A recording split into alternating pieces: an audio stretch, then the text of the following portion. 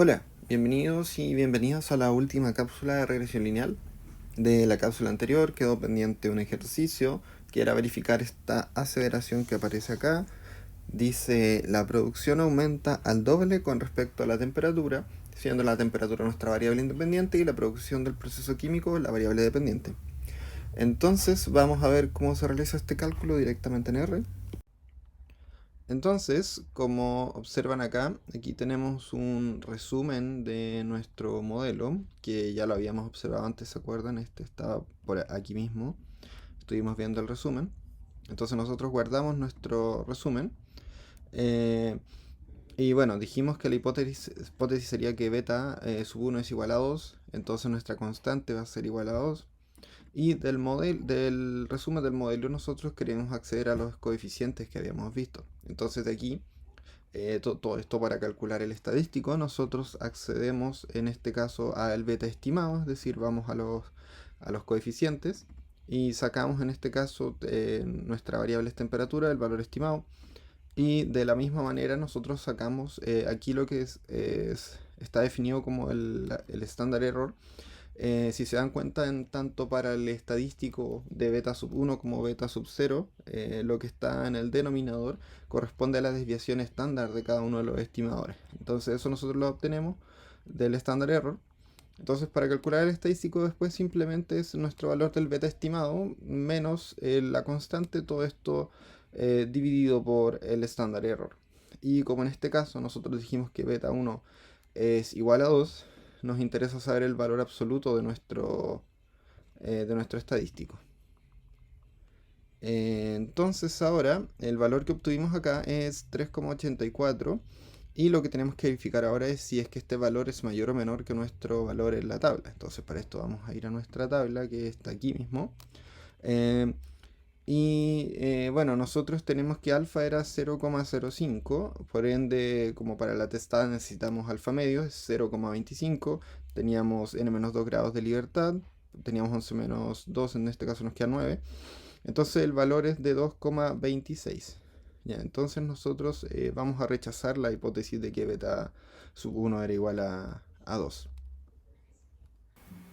Y ahora, lo último que vamos a ver en regresión lineal corresponde al análisis de los residuales, que tiene que ver con los supuestos que habíamos conversado al principio de la unidad, y tiene que ver directamente con la diferencia entre los valores observados y el valor estimado.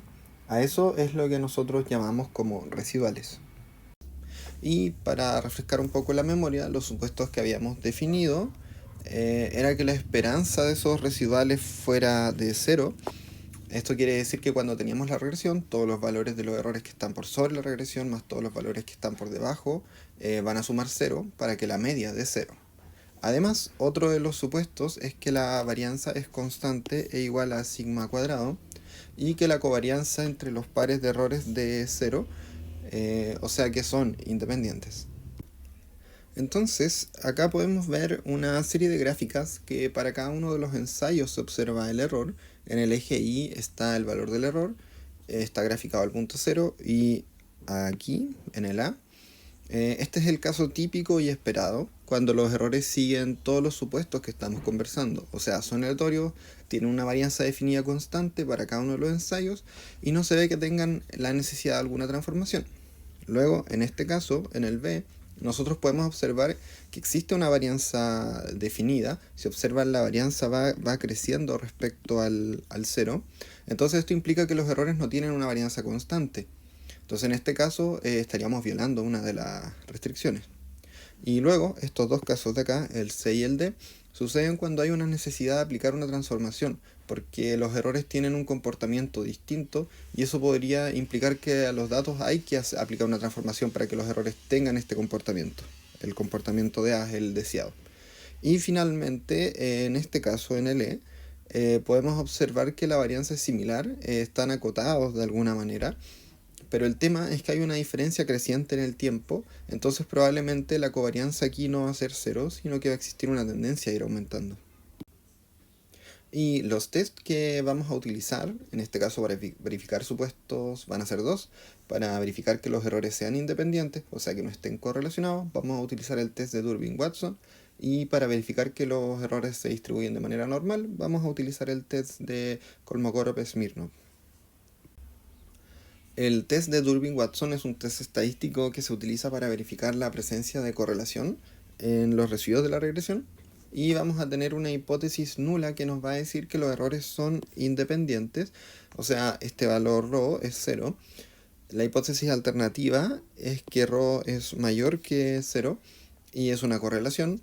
El estadístico que vamos a computar es D, y notar que lo que se calcula es, si nosotros tenemos tabulados todos los errores hacia abajo, vamos a calcular la diferencia entre errores consecutivos, el error hacia atrás, el E sub i menos el E sub i menos 1 al cuadrado, y notar que la sumatoria parte de 2 hasta n, y esto va a estar dividido por la suma de cuadrados de la regresión, donde n va a ser el total de casos observados.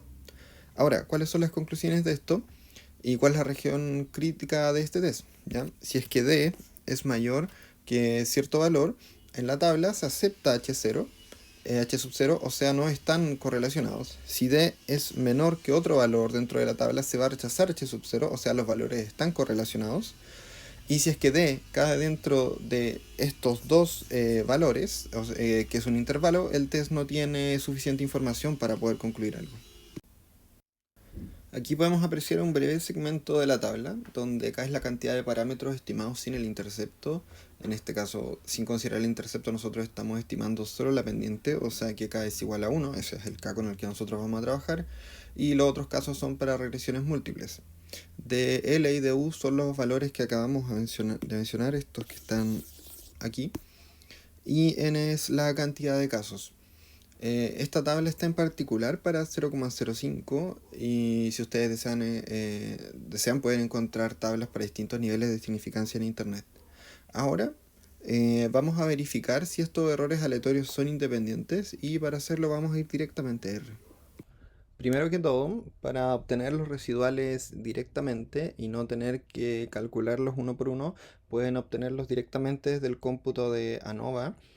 Si recuerdan, nosotros habíamos calculado ANOVA acá, lo guardamos aquí en esta variable. Entonces después accedemos simplemente escribiendo residuals, y aquí vamos a tener la diferencia para cada uno de los casos de los residuales. Si graficamos esto, tenemos un comportamiento similar al que les comentaba en las diapositivas. Hay una cierta aleatoriedad. Aquí tenemos el 0. La varianza se ve que es constante y se ve que no hay necesidad de una transformación. Y luego, para calcular el Durbin-Watson, vamos a utilizar esta librería. Así que tienen que instalarla. Le damos el modelo a la función DWTest, y el valor estadístico nos arrojó acá 2,5802, y ahora nosotros tenemos que verificar este valor con el valor en la tabla. Entonces vamos a ir aquí a la tabla. Estas tablas están en el formulario, pero también hay una tabla más completa de Durbin-Watson que les voy a dejar en el aula también, una más grande. Entonces aquí en la tabla estamos hablando de 11 casos, ¿cierto? Nuestros n es 11, y el DL aquí va a ser 0,927, y el DU va a ser 1,324, y nuestro valor era de 2,58, por ende se acepta H sub 0, lo que quiere decir que es que nuestros errores no están correlacionados y por ende son independientes. Y el otro test es el test de Kolmogorov-Smirnov, el cual lo que trata de mostrar es que los errores siguen una distribución normal. Entonces, ¿qué hace el test?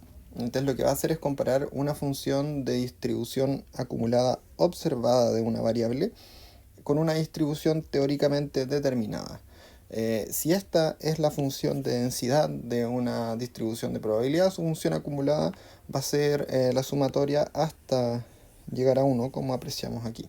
Entonces lo que queremos es utilizar esto para determinar si los residuos siguen o no de igual manera una distribución normal. ¿Y a qué se refiere esto? Si aquí, en esta imagen, el rojo indica la distribución acumulada teórica, todo lo que está en azul vendría siendo la distribución acumulada de los errores y de los residuales. Entonces, para esto, la hipótesis nula es que la distribución acumulada de los errores es igual a una distribución acumulada teórica que sigue una distribución normal, y la hipótesis alternativa es que no lo sigue. Y además hay que fijarse que vamos a tener una muestra aleatoria de los datos, y vamos a tener una muestra ordenada en sentido creciente. Entonces vamos a tener la distribución obtenida en la muestra que va a estar ordenada, vamos a ir avanzando en un índice incremental partido por la cantidad de casos, donde el último caso va a ser 1, y el estadístico que se calcula es la diferencia entre la distribución de la normal de los errores menos la teórica. Entonces el máximo de esos valores es el que nosotros vamos a considerar para comparar con una tabla y verificar si se cumple esa condición o no. Y para obtener ese valor en la tabla normal, lo que tenemos que hacer es estandarizar, considerando la medida y la desviación estándar de los errores que vamos a utilizar. Y vamos a rechazar h sub 0, o sea que los errores no siguen una distribución normal, si es que el valor absoluto del estadístico va a ser mayor que un valor dado en una tabla.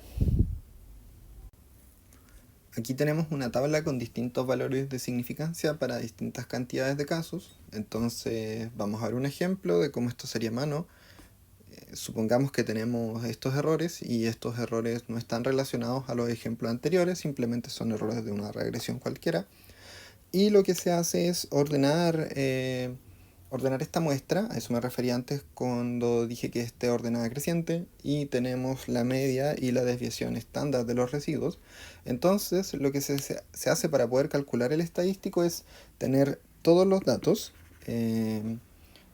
tenemos el orden de ellos también, tenemos el valor de la distribución acumulada teórica, tenemos el valor estandarizado considerando la media y la desviación estándar para cada uno de ellos, y luego ese valor es la normal pero acumulada.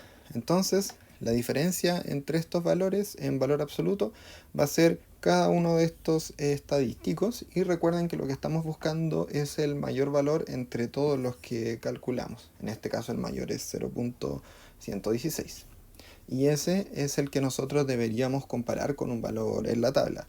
Esta es una tabla resumida de la tabla grande que vimos hace unas slides atrás. Entonces en este caso 0.016 no es mayor que 0.41. Por esto decimos en este breve ejemplo que los errores siguen una distribución normal. Entonces lo que vamos a hacer ahora es observar cómo se puede realizar el cálculo de Kolmogorov-Smirnov para nuestro caso. Lo primero es que la librería que hay que utilizar es fbasics para que corra este test. Y cuidado que con Kolmogorov-Smirnov lo estamos haciendo para una muestra, nosotros le estamos pasando los residuales y por dentro lo que hace es computar el ordenamiento y la distribución acumulada la distribución acumulada teórica que diga. Entonces, el estadístico en nuestro caso, cuando utilizamos KS-Norm Test, o sea, el test de Kolmogorov-Smirnov, nos arroja el valor de 0,2869. Y vamos a compararlo, el 0,28, con el valor en la tabla. Nosotros tenemos 11 casos y tenemos un nivel de significancia del 0,05, entonces el 0,28 no es mayor que el 0,39. Por ende no rechazamos la hipótesis nula y podemos decir que nuestros errores siguen la distribución normal, así que se cumple el supuesto. Entonces con esto, chicos y chicas, terminamos la unidad de regresión lineal y con esto también damos por finalizados los contenidos del curso.